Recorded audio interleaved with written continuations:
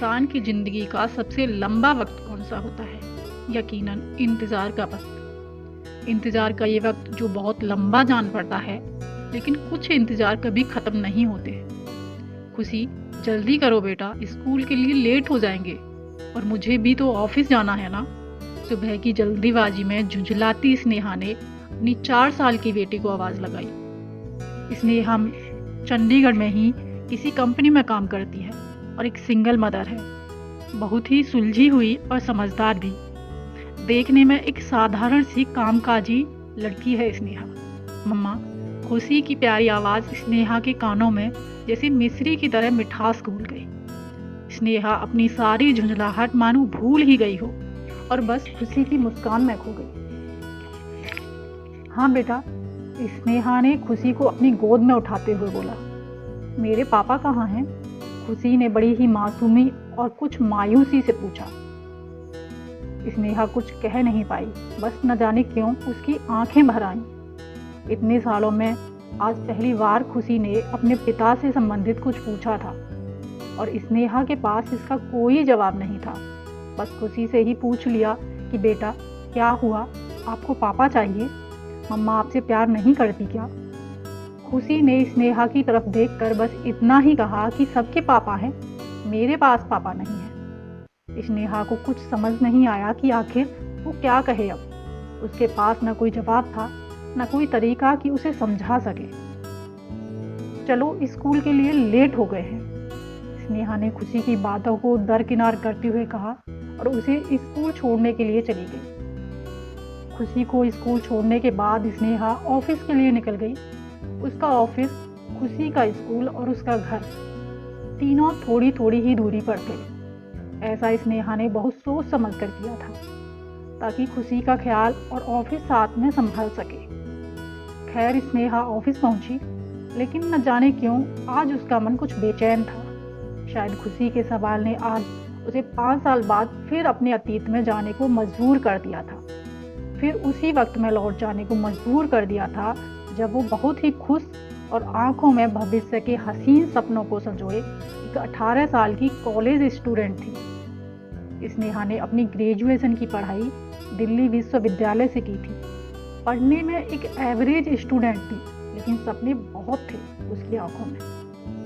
आज की स्नेहा और तब की स्नेहा में बस एक यही तो फर्क आया था, सपनों का। आज स्नेहा बस अपने सपने सजाना भूल गई है। स्नेहा ऑफिस की कुर्सी पर बैठी उस वक्त में न जाने कब प्रवेश कर गई जब वो पहली बार अभिमन्यु से मिली थी। अभिमन्यु स्नेहा की ही क्लास में पढ़ता था। यूं तो वो भी बिल्कुल साधारण था, लेकिन न जाने क्यों स्नेहा को उसमें कुछ अलग सा दिखता था। मुझे पढ़ा पाओगे? स्नेहा ने पूछा। मैं कैसे? मुझे तो खुद किसी से पढ़ने की जरूरत है, अभिमन्यु ने कहा। प्लीज, एग्जाम आने वाले हैं और मुझे कुछ नहीं आता कंप्यूटर लैंग्वेज में। मैंने देखा था तुमको लैब में, तुम्हारे सारे कोड बहुत अच्छे से लिखे थे, स्नेहा ने जोर देते हुए कहा। ठीक है, कल सुबह क्लास से पहले, ठीक है, एक मुस्कुराहट के साथ अभिमन्यु ने कहा। स्नेहा ने मुस्कुरा के हाँ मैसेज लाया और बाय सी यू टुमारो कहकर वहां से चली गई। स्नेहा के मन में पहली बार किसी लड़के ने अपनी छवि छोड़ी थी। लंबा कद, गोरा रंग, घुंघराले बाल और एक साधारण सा शरीर। ये लड़का न जाने क्यों स्नेहा के दिल को छू गया। उस पहली मुलाकात के बाद स्नेहा अक्सर अभिमन्यु के बारे में सोचा करती, उसके बारे में अपनी डायरी में अक्सर लिखा करती। समय के साथ अभिमन्यु और स्नेहा अच्छे दोस्त बन गए थे। दोनों साथ में पढ़ा करते, कॉलेज में घूमा करते और फिर साथ में घर से कॉलेज और कॉलेज से घर भी आने जाने लगे थे।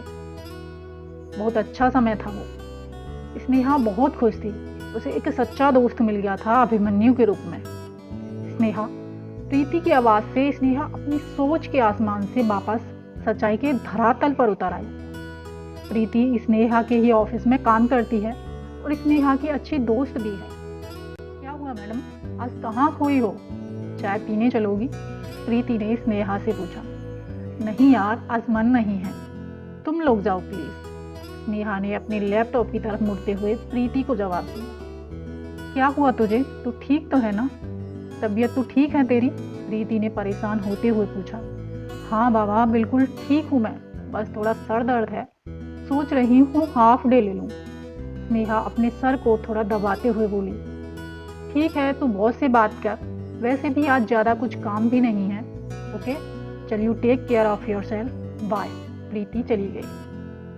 स्नेहा अपनी डेस्क से उठकर सीधे बॉस के केबिन में गई और लीव लेके लंच में ही ऑफिस से निकल पड़ी। 1 बज गया था, खुशी का स्कूल भी खत्म हो गया होगा।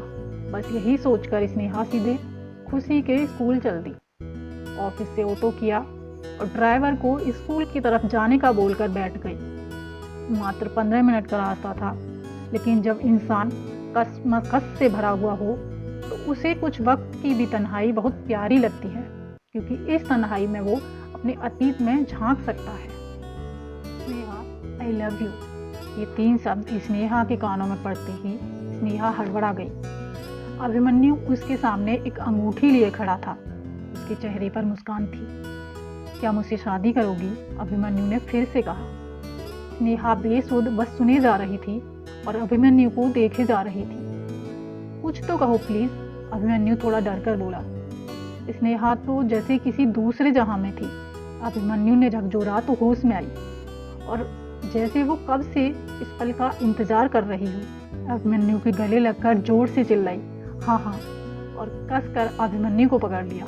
आई लव यू टू अभी, स्नेहा के मुंह से निकल पड़ा। मैडम, स्कूल आ गया। ड्राइवर की आवाज़ से स्नेहा को फिर से वापस लौटने पर मजबूर कर दिया। कितना हुआ? स्नेहा ने पूछा। 50 रुपया। स्नेहा पैसे देकर ऑटो से उतरी और देखा कि स्कूल की छुट्टी हो गई थी। वो गेट के अंदर गई और खुशी को सब बच्चों की भीड़ में ढूंढने की कोशिश करने लगी। मम्मा, अचानक खुशी की आवाज़ आई। स्नेहा को खुशी दिखी सामने से दौड़ती हुई आ रही थी। आज आप आए? खुशी ने स्नेहा के गले लगते हुए पूछा। हाँ बेटा, आज मम्मा खुशी को आइसक्रीम खिलाने ले जाएंगी। वैसे तो खुशी को हमेशा नीलू स्नेहा की पड़ोसन ले जाती थी, क्योंकि उसकी बेटी भी इसी स्कूल में पढ़ती है। नीलू ने स्नेहा का बहुत साथ दिया था खुशी को संभालने में, एक अच्छे पड़ोसी की तरह। नीलू दी, मैंने खुशी को पिक कर लिया है, आप परेशान मत होना, स्नेहा ने नीलू को कॉल करके कहा। ठीक है स्नेहा, आज तुम ऑफिस से जल्दी कैसे? नीलू ने पूछा। बस ऐसे ही दी। अच्छा चलिए, बाद में घर आके मिलती हूँ आपसे, बाय, स्नेहा ने फोन रखते हुए कहा। मम्मा, पिज्जा भी, खुशी ने स्नेहा से फरमाइश करते हुए कहा। आज न जाने स्नेहा सुबह से किस मूड में थी जो उसने खुशी को डांटने के बजाय हाँ कर दिया। खुशी भी थैंक यू मम्मा बोलकर उससे लिपट गई। दोनों पास के ही मॉल में चले गए। डोमिनोज में जाकर बैठने के बाद स्नेहा ने खुशी से कहा कि चुपचाप यहीं बैठो, मैं अभी ऑर्डर दे के आती हूँ। ठीक है, शैतानी बिल्कुल भी नहीं। ओके। स्नेहा खुशी को वहीं टेबल पर छोड़कर ऑर्डर देने चली गई। कुछ देर के बाद पूरे रेस्टोरेंट में हैप्पी बर्थडे टू यू के स्वर गूंज रहे थे। स्नेहा ने पीछे मुड़कर देखना चाहा कि अचानक सामने से आवाज़ आई, ma'am, how can I help you? Sneha ने एक मीडियम साइज पिज्ज़ा और एक चॉकलेट लावा केक का ऑर्डर किया। तभी फिर से आवाज़ गूंजी, happy birthday to you Abhishek. Sneha पलटी तो देखा कि कुछ 6-7 लड़के किसी का जन्मदिन मना रहे थे। स्नेहा कुछ मुस्कुराई और अचानक उसे वो वक्त याद आ गया जब अभिमन्यु और वो एक साथ में एक दूसरे का जन्मदिन इसी तरह मनाया करते थे। अब तो स्नेहा को याद ही नहीं कि उसका जन्मदिन कब आता है और कब चला जाता है। 1-2 बार प्रीति ने कोशिश की थी कि उसका जन्मदिन ऑफिस में मनाए, लेकिन स्नेहा ने मना कर दिया। अब तो स्नेहा सिर्फ खुशी के लिए जीती है और उसी के लिए मरती है, और है ही कौन खुशी के अलावा उसका। स्नेहा वापस खुशी के पास आके बैठ गई और खुशी में ही मगन हो गई। उसे कुछ ख्याल था ही नहीं कि वहाँ कोई और भी है। खुशी से स्नेहा के जिंदा रहने का एकमात्र सहारा है। खुशी, आज स्कूल में क्या क्या किया बेटा? स्नेहा ने खुशी के गालों को सहलाते हुए पूछा। आज पढ़ाई की, गेम खेला, लंच किया और फिर छुट्टी हो गई। खुशी हमेशा एक ही जवाब देती थी इस सवाल का, लेकिन स्नेहा को जैसे यही सुनने में सबसे ज़्यादा खुशी मिलती हो। स्नेहा मुस्कुरा दी। ये लीजिए केक, स्नेहा को पीछे से किसी ने पुकारा। ये आवाज न जाने क्यों जानी पहचानी लगी। अभिमन्यु अकस्मात ही स्नेहा के मुंह से निकल पड़ा। उसकी धड़कनें बस थम सी गई हों जैसे। सब कुछ रुक सा गया था एक पल में। आवाज दोबारा आई, मेरे दोस्त का जन्मदिन है आज, प्लीज मना मत करिएगा। स्नेहा ने पूरी हिम्मत से पीछे मुड़कर देखा। आज पूरे 5 साल बाद वो अभिमन्यु को फिर से अपने सामने देख रही है। अभिमन्यु के भी हाथ पैर सुन्न पड़ गए थे, मानो हजारों बेड़ियों में जकड़ लिया हो किसी ने। न कुछ बोल पा रहा था, न हिल पा रहा था, बस एकटक स्नेहा को देखे जा रहा था। स्नेहा अभिमन्यु के मुंह से निकला। स्नेहा की आंखें झुक गईं।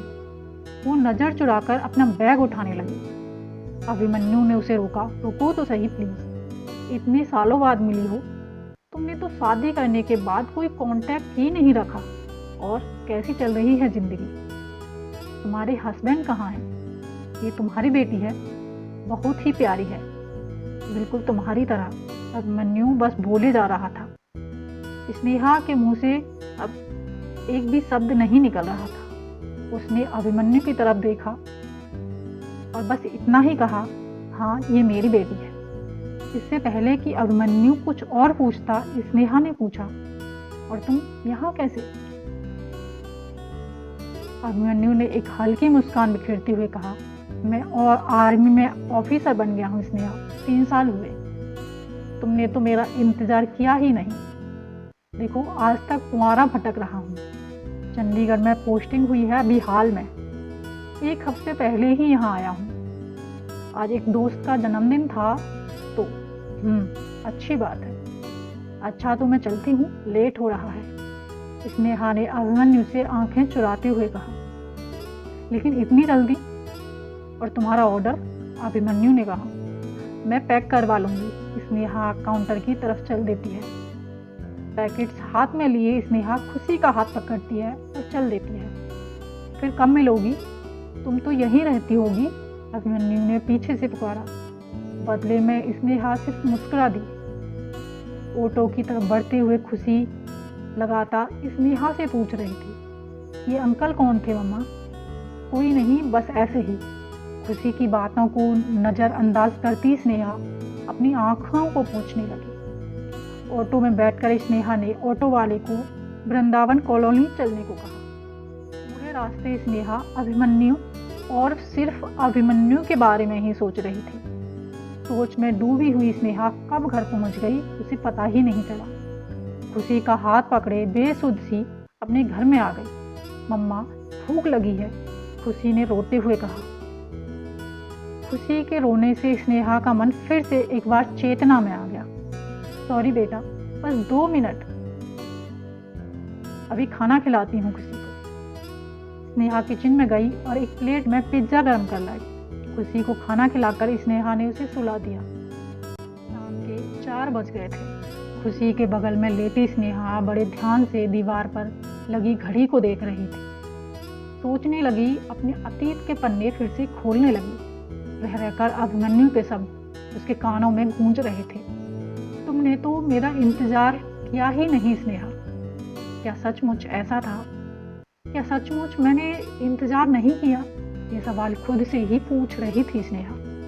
तभी मन के भीतर एक चीख निकली, मैं तो आज भी इंतजार कर रही हूँ। स्नेहा की आंखों से आंसू बहने लगे। याद आने लगा वो दिन जब स्नेहा के हाथ में उसकी प्रेगनेंसी रिपोर्ट आई थी।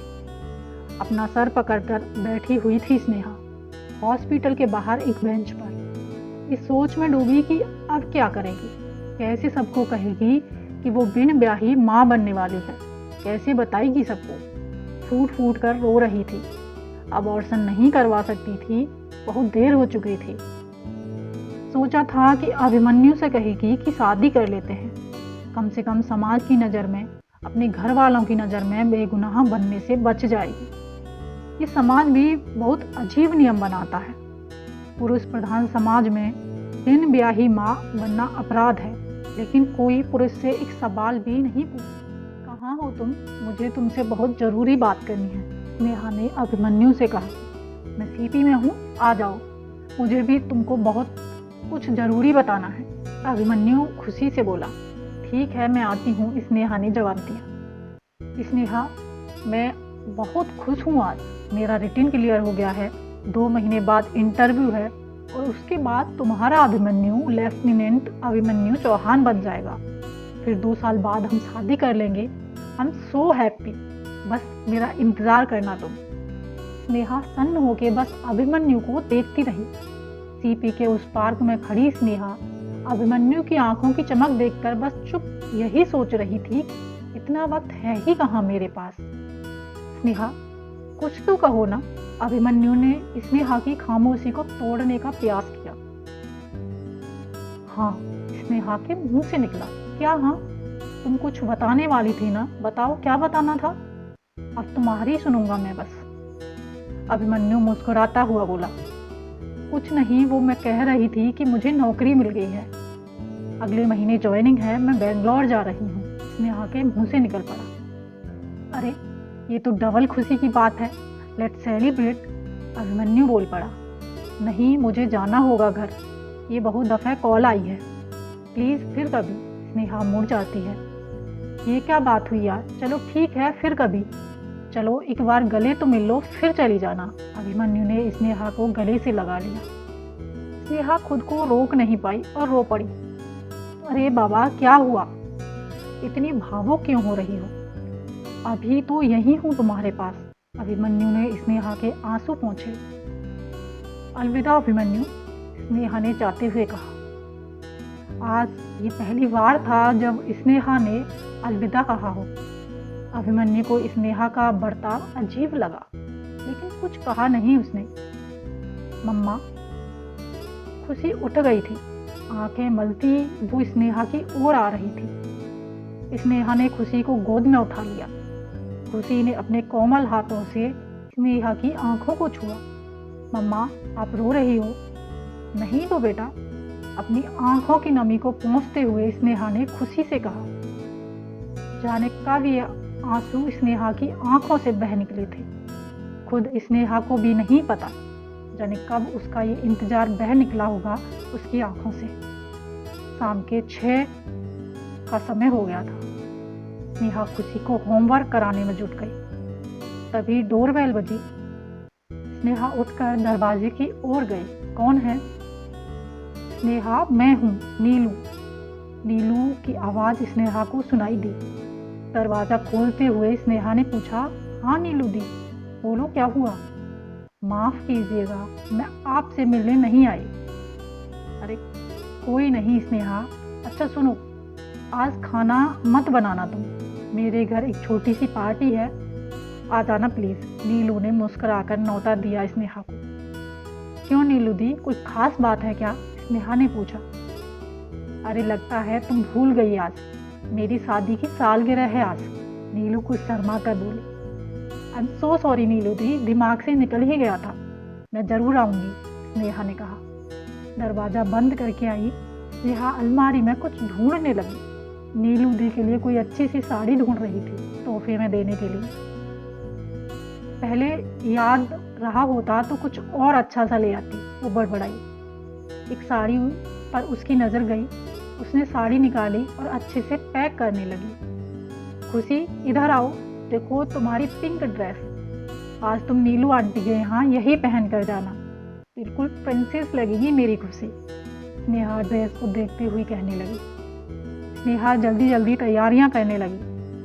पहले खुशी को तैयार किया, फिर खुद तैयार होने लगी। हैप्पी एनिवर्सरी नीलू दी, स्नेहा ने नीलू को गले लगाते हुए बधाई दी।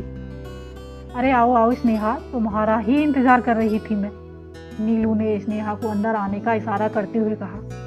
नीलू दी एक छोटा सा परिवार है। नीलू दी, उनके पति नीलेश और 5 साल की बेटी सौम्या।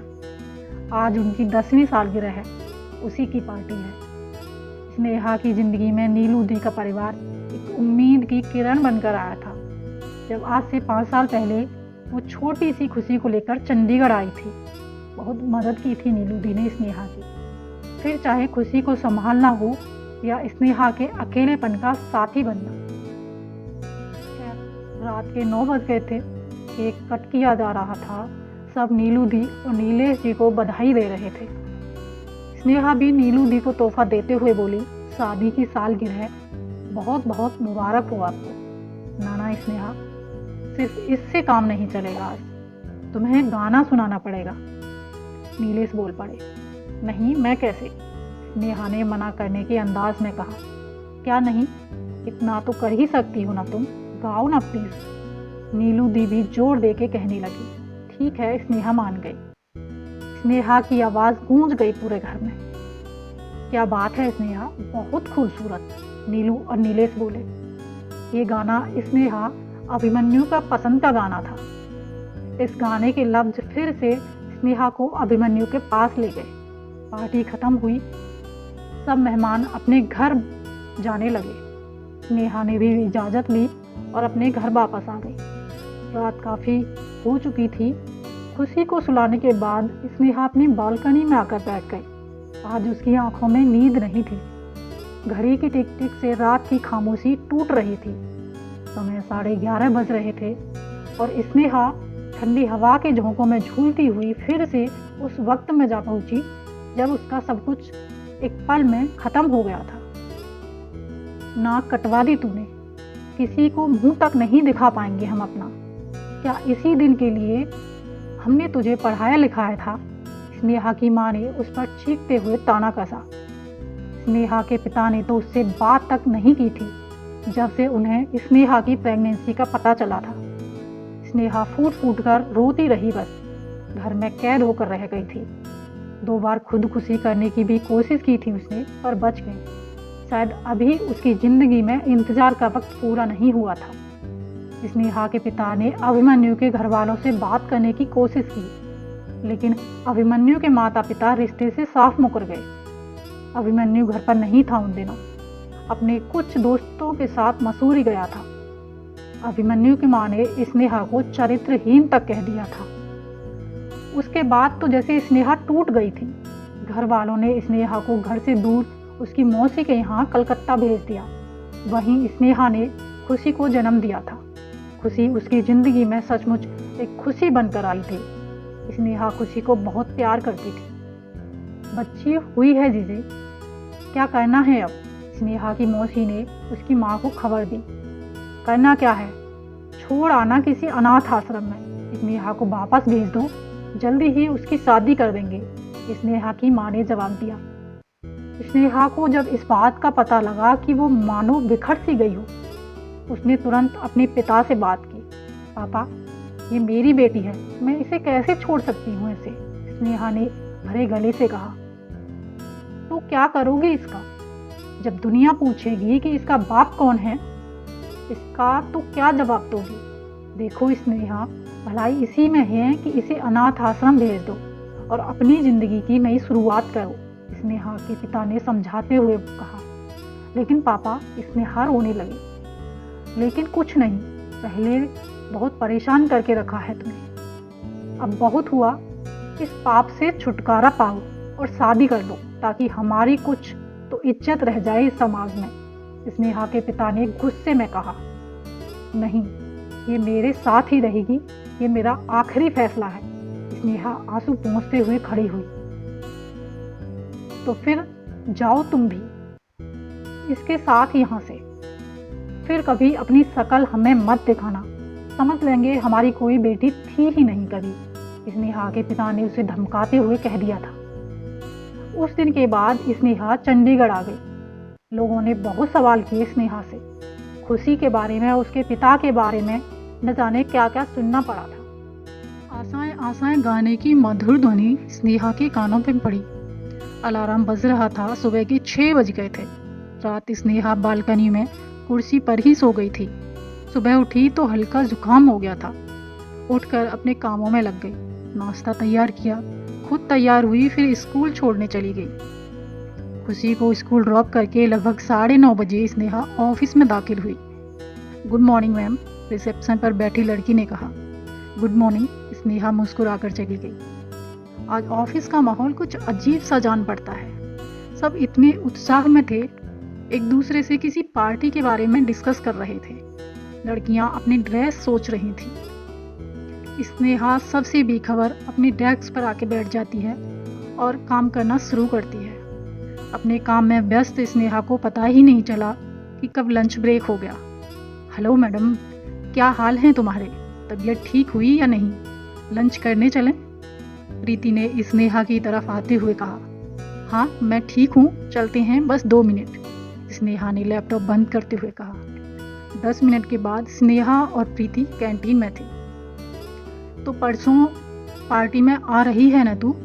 और ये बता क्या पहनना है, ट्रेडिशनल या सेक्सी वेस्टर्न? प्रीति ने चुटकी लेते हुए पूछा। पार्टी? कैसी पार्टी? स्नेहा ने हैरान होकर पूछा। अरे यार, पता नहीं तू कौन सी दुनिया में रहती है। पूरा ऑफिस बॉस के भाई की शादी की चर्चा किया जा रहा है, तुझे कुछ खबर है कि नहीं? बॉस के भाई की शादी है परसों, and we all are invited, Preeti ने स्नेहा को बताया। अच्छा, लेकिन मैं नहीं जा पाऊंगी, खुशी को कौन संभालेगा, और वैसे भी मेरा मन नहीं है, स्नेहा ने रोटी का एक टुकड़ा तोड़ते हुए जवाब दिया। तू पागल है क्या? देख, तू हमेशा ऐसे ही करती है, इस बार तेरी नहीं चलेगी। रही बात खुशी की, तो उसे तू नीलू दी है ना, वो संभाल लेंगी, कुछ घंटों की ही तो बात है। तू बस परसों तैयार रहियो, शाम 7 बजे मैं तुझे पिक कर लूँगी। अब मुझे कुछ नहीं सुनना, चल बहुत काम है, प्रीति ने सब कुछ एक सांस में कह दिया। स्नेहा को कुछ कहने का मौका ही नहीं मिला। 2 दिन बाद, स्नेहा तू तैयार हुई या नहीं? प्रीति ने स्नेहा से पूछा। प्लीज़ प्रीति, तू जाना, मेरा मन नहीं है, स्नेहा ने कहा। तू फिर शुरू हो गई, चल जल्दी तैयार हो, मैं 1 घंटे में आ रही हूँ, प्रीति ने फ़ोन काट दिया था। स्नेहा बेमन से तैयार हुई, काली नेट की साड़ी पहनी थी उसने। नीलू दी, आप कुछ देर के लिए खुशी को अपने पास रख लीजिए प्लीज़, मुझे आज कहीं जाना है, असल में एक पार्टी है ऑफिस की, स्नेहा ने आग्रह किया। अरे हाँ, क्यों नहीं, तुम बेफिक्र होके जाओ, वैसे काफ़ी सुंदर दिख रही हो आज, नीलू ने स्नेहा की तारीफ करते हुए कहा। थैंक्स दी, मैं चलती हूँ, प्रीति नीचे इंतज़ार कर रही होगी। स्नेहा आगे बढ़ गई। प्रीति और स्नेहा दोनों ही पार्टी में पहुँच गए। दोनों ही खूबसूरत लग रही थी।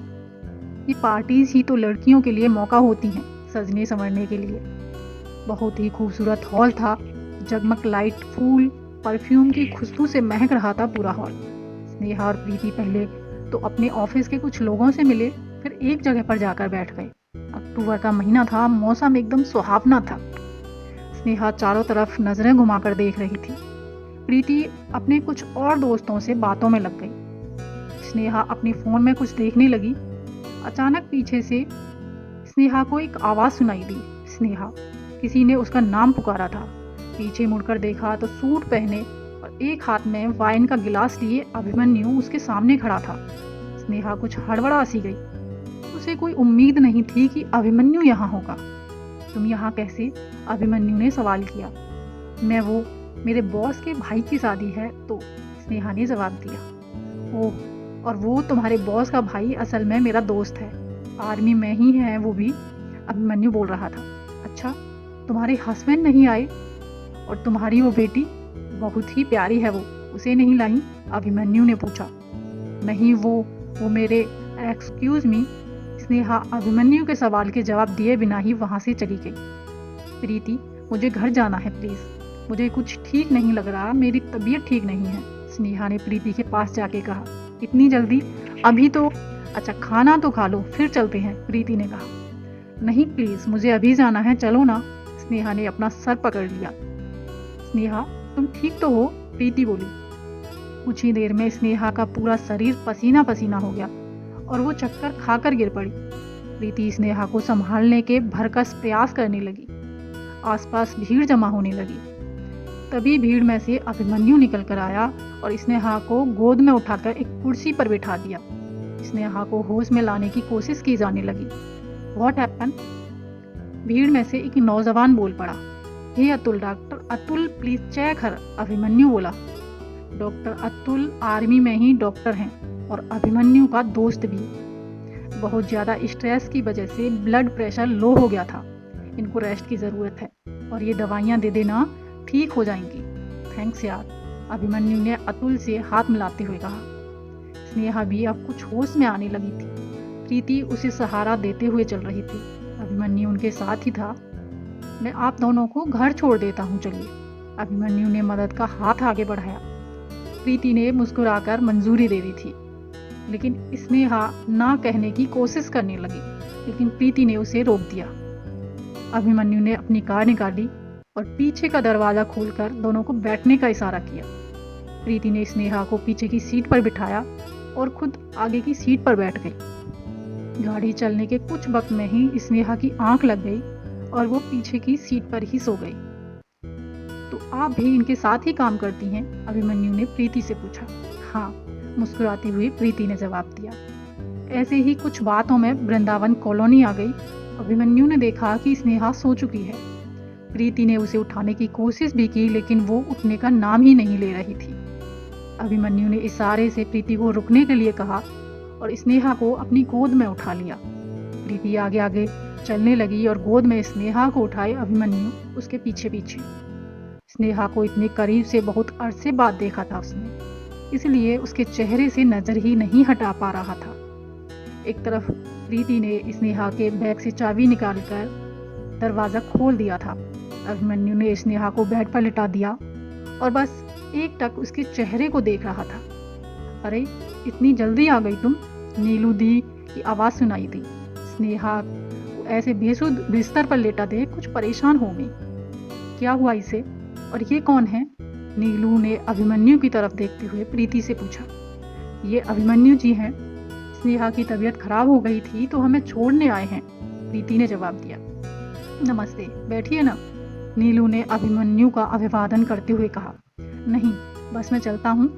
इनके पति कहीं दिखाई नहीं दे रहे। और खुशी? अभिमन्यु ने हैरानी से पूछा। पति?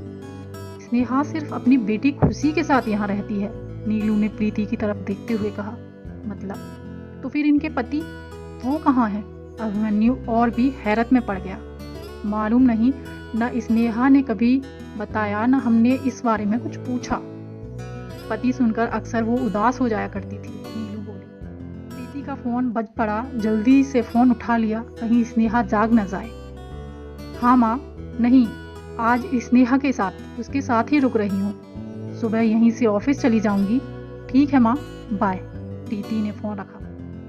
अभिमन्यु वहां से चल दिया, एक अजीब सी कसमकस लिए अपने मन में। रात को अभिमन्यु सो ही नहीं पाया। सोचता रहा स्नेहा के बारे में, उसके उदास चेहरे के बारे में, उसकी जिंदगी के बारे में। उसे याद आया वो दिन जब स्नेहा ने उसे आखिरी बार कॉल किया था। हेलो अभिमन्यु, स्नेहा की आवाज आई।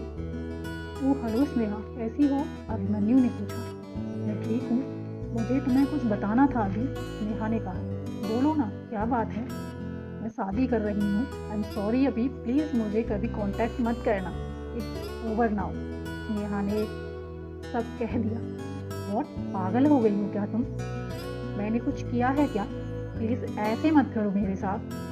स्नेहा अभिमन्यु मनाने की कोशिश करने लगा। आई एम सॉरी, और स्नेहा ने फ़ोन काट दिया था। अभिमन्यु ने कोशिश की उससे बात करने की, ईमेल किए, फ़ोन करने की कोशिश की, लेकिन कोई फ़ायदा नहीं हुआ। वो तो जैसे गायब हो गई थी और इतने सालों बाद आज ऐसे मिली। क्या हुआ इन 5 सालों में स्नेहा की ज़िंदगी में? ऐसे न जाने कितने सवाल अभिमन्यु को परेशान कर रहे थे रात भर। सुबह उठा और देखा कि 8 बज रहे थे।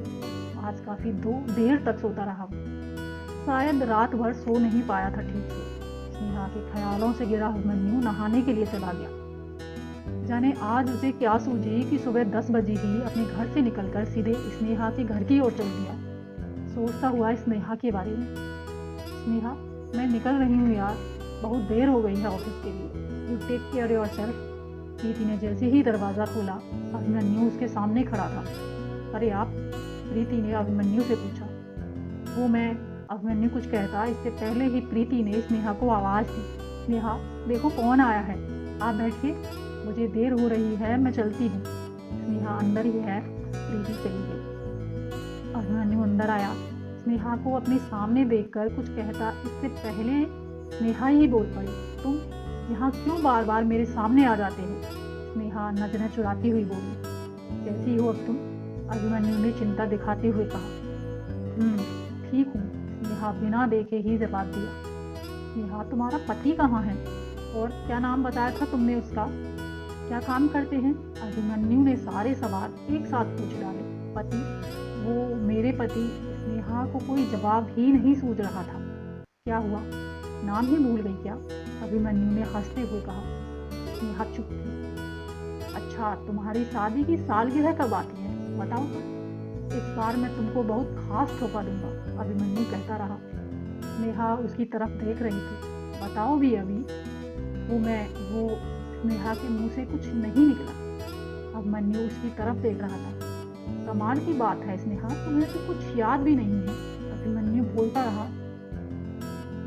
नहीं है कोई पति वति, नहीं हुई है मेरी शादी। चुप हो जाओ तुम अब और जाओ यहाँ से, चले जाओ। स्नेहा टूट गई, रोने लगी। अभिमन्यु ने उसे कसकर पकड़ा और पूछा, तुमने मुझसे झूठ क्यों बोला फिर? और अगर शादी नहीं हुई तो खुशी? वो बोलो, जवाब दो। या शादी के बिना ही मजे कर रही हो? ये उसी की सजा तो नहीं भुगत रही हो? समझ नहीं आता तुम ऐसा कैसे कर सकती हो? अभिमन्यु ने स्नेहा को झकझोरते हुए कहा। स्नेहा अभिमन्यु का ये अपमान सहन नहीं कर पाई। गुस्से से तिलमिलाई स्नेहा जोर से चीख पड़ी। मेरी बेटी के बारे में एक भी शब्द नहीं अभिमन्यु चौहान। जानते क्या हो तुम मेरे बारे में, मेरी बेटी के बारे में? कुछ भी बोल दोगे क्या? बहुत हुआ और अब नहीं सुन सकती मैं। खुशी के बाप के बारे में जानना चाहते हो तुम? तो सुनो अभिमन्यु चौहान, खुशी तुम्हारी बेटी है, समझ आया तुम्हें? तुम जैसा इंसान, तुमने तो प्यार किया था ना मुझसे? एक बार भी मुझ पर कीचड़ उछालने से पहले सोचा नहीं तुमने? 5 साल से न जाने क्या क्या सुनती आई। असली दुख तो आज मिला मुझे।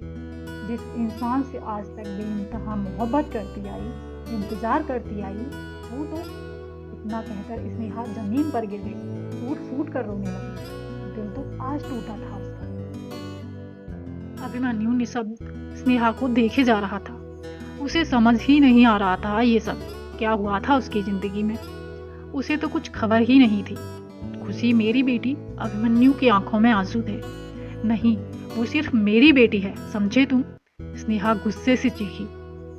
मुझे माफ कर दो स्नेहा, मुझसे गलती हो गई। अभिमन्यु स्नेहा के गले लगकर रोने लगा। स्नेहा ने उसे झटकने की कोशिश की, लेकिन फिर खुद ही लिपट कर रोने लगी। बहुत दिनों बाद आज वो खिलकर रो पाई थी। उसी सुकून को महसूस कर पाई है जो अक्सर अभिमन्यु की बाहों में मिला करता था। तुम कहाँ थे अभी? स्नेहा रोते रोते बोल रही थी। तुम ही मुझे छोड़कर चली गई थी, मैंने कितना ढूंढा तुम्हें, तुम मिली ही नहीं। अभिमन्यु बोला। आई एम सॉरी अभी। आज बहुत अरसे बाद दोनों के दिल हल्के हुए थे। एक दूसरे की बाहों में एक अजीब सुकून का अनुभव था। कुछ वक्त के लिए सब शांत हो गया। स्नेहा को अभी मिल गया था और अभी को स्नेहा। लेकिन ये सब तो एक रेगिस्तान में पानी की भ्रम जैसा था। कमरे की शांति को भंग करती अभिमन्यु के फोन की घंटी बज पड़ी। हेलो सर, सीपीएस स्कूल में आतंकी हमला हुआ है और कुछ आतंकी ने स्कूल के बच्चों को कैद कर लिया है। आप प्लीज़ जल्दी आइए। ठीक है, मैं बस पहुंचता हूं, अभिमन्यु ने स्नेहा से अलग होते हुए कहा।